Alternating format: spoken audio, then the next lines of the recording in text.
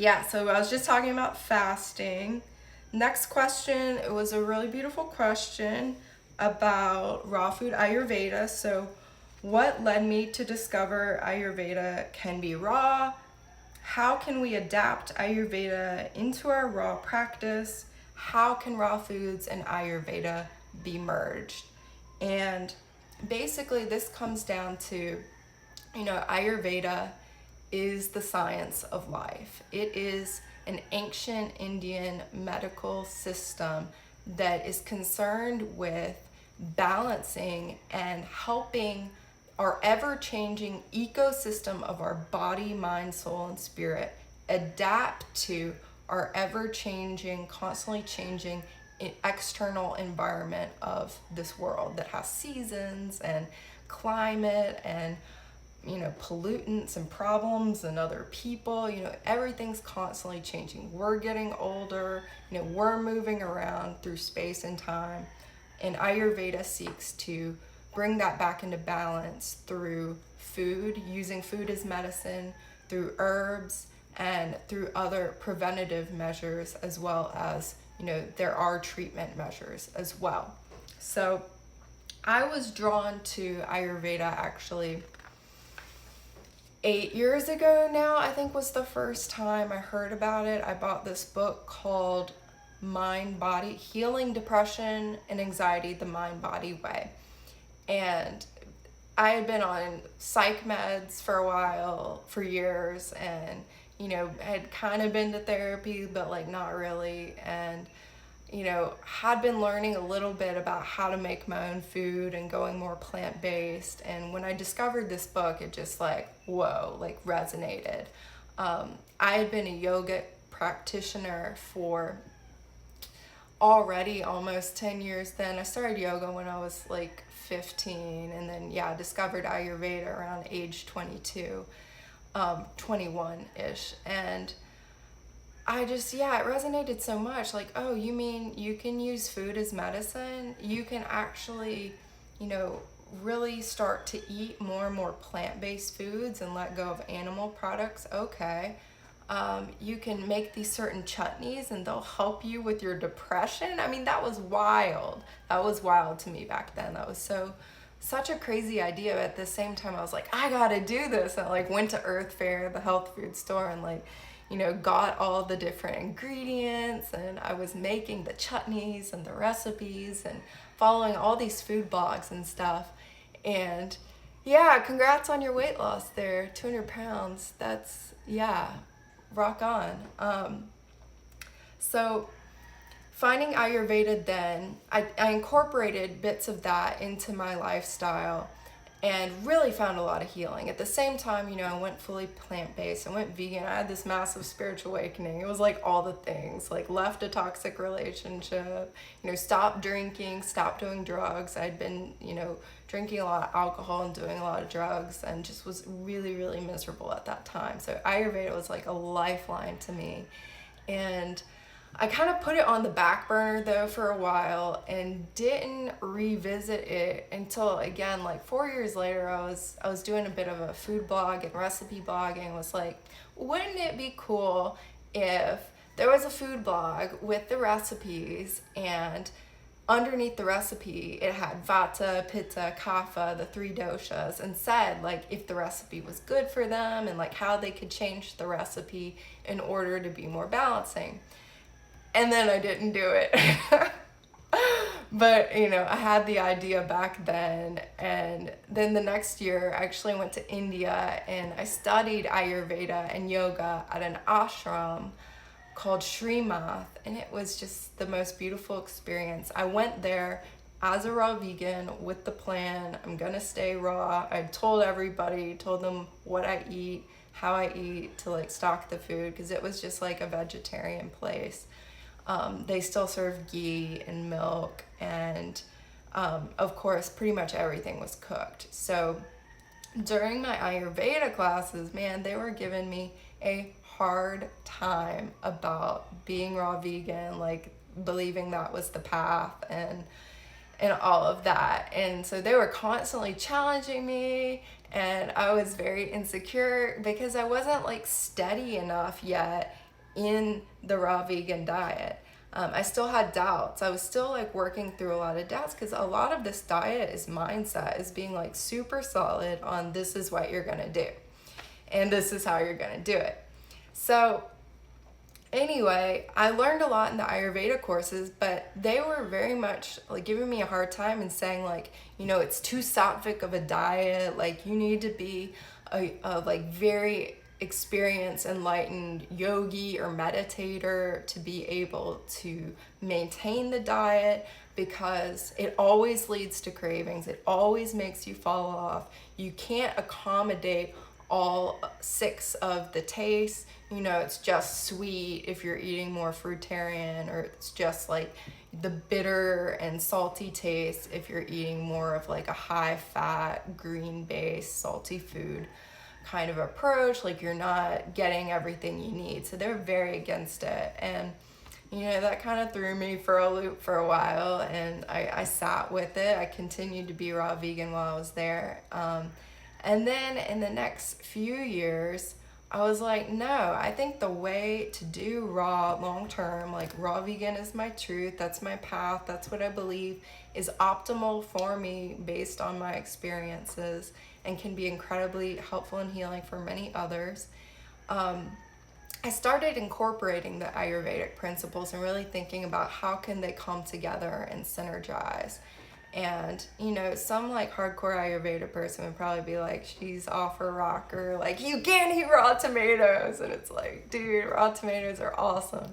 You know, if you have a nightshade allergy, like much love, I'm sorry, but otherwise raw tomatoes work for people, many people, and you know, that's okay. So really, I came to more understanding about raw foods and Ayurveda by creating my recipe books and creating different recipes, and really thinking about how they could be adjusted to balance the doshas. But it's not just about food too. Ayurveda in my life shows up as, you know, I'm tongue scraping, I'm dry skin brushing, I'm using oil to nourish my body. You know, I don't eat oil, and Ayurveda is big about oil. But I don't consume the oil, but I can use the oil topically. I can use essential oils. I can, you know, use lavender oil to help balance pitta, like to calm me. Also, you know, using dental hygiene, so the tongue scraping I mentioned. I use the Ayurvedic toothpaste, which is absolutely amazing. It has neem oil in it, as well as thinking about fitness. So if you're a little vata, the most balancing workout is not going to be running marathons all the time. You know, you're already a bit ungrounded, like, woo, high energy, anxiety and everything, racing mind. So a more balancing way to exercise if you're Vata dosha predominant would be, you know, some gentle yoga, some restorative yoga, some Tai Chi, some Qigong, some martial arts, mindful movement, gentle walk outside. So thinking about fitness in terms of Ayurveda and balancing the dosha, someone with a kapha imbalance who's maybe trying to lose weight would be served by doing the high intensity interval training, or maybe jogging or cycling, something like that. So that's, again, how you could apply Ayurveda there. Getting out in nature as much as possible, that's big. Using herbs if needed, and with the help of a skilled practitioner. If you're not into herbs, then, you know, you just don't worry about it. But if you're drawn to using herbal medicine, then that can be something that's very helpful into the raw diet practice. And also really focusing on the relaxation and meditation time as well, because a lot of times what I was learning about Ayurveda is that, you know, you can be like Vata predominant in your mind. This is what was happening to me. It's like I have a very Vata Pitta mind. I've got, you know, I'll experience anxiety and anger and, you know, a lot of thoughts and racing thoughts. And at the same time as you're having a Vata Pitta mind and emotional situation, you could be having a kapha imbalance, so needing to maybe lose some weight and reduce the mucus in your body. And so, you know, if you have a Vata Pitta mind, you can eat the best diet for Vata all day long and your mental emotional situation does not improve, or it might improve slightly. But what you might really need is to focus on meditation, pranayama, deep breathing, allowing yourself time to just sit in nature and relax. Y'all can hear the roosters back there probably. There's so many nature sounds here that's really, really soothing. So yeah, that can be very helpful, just looking at it that way as well, more holistically, not just the food, applying Ayurveda to the food, but applying Ayurveda to the other aspects of healthy lifestyle, because it's not just what you eat, it's the whole picture to create health long term. Okay, what else we got? I got a question here about how much to eat to increase energy. And to that, I would say the right amount to eat, to maintain your weight, if you're where you want to be, to lose weight, figuring out how many calories you need to eat to achieve your ideal weight, figure that out. I have some articles that I really like. Dawn Bennett has written one about that, but it depends, it's different for every person, how old you are, how active you are. These kinds of variables affect, how much you need to eat. But to have more energy, I wouldn't say, oh my God, I need more calories. I need more dates and bananas or, sugar or cacao even. No, I would say try to eat more living foods. And friends, I wouldn't have believed it either, that if you're eating more living foods, you're eating more sprouts and microgreens, that okay, that's going to make a difference. It totally does.